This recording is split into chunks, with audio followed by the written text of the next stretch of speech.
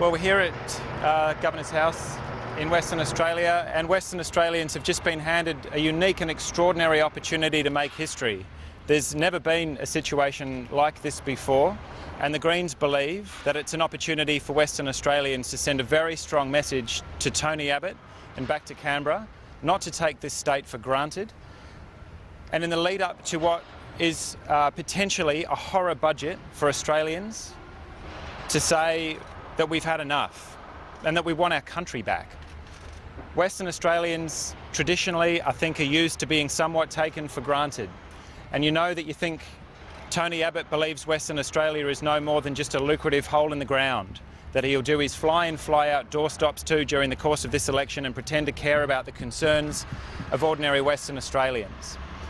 We were warned, I think, in the run-up to the election last year that Tony Abbott would have no such interest in the future of Western Australians, and now we've had nearly 6 months to know just how much harder Tony Abbott is making life for ordinary people.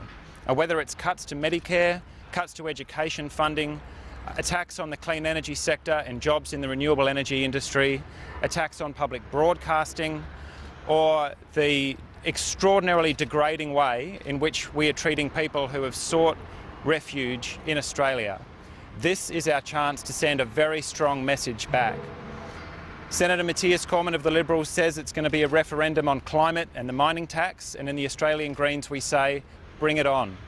I think people have a very different view to Senator Matthias Cormann from his office way up in the sky as to what the issues are that matter most to Western Australians. The Greens will be campaigning on clean energy jobs, on affordable housing, on bringing world-class public transport back, and finally starting to engage with the questions of what kind of jobs will people be able to get in the years post the boom.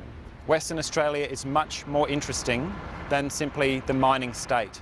So we obviously substantially regret the debacle that has occurred over the last few months, but if this is to be what's going to happen, then we welcome the opportunity to send a very strong message back to Tony Abbott.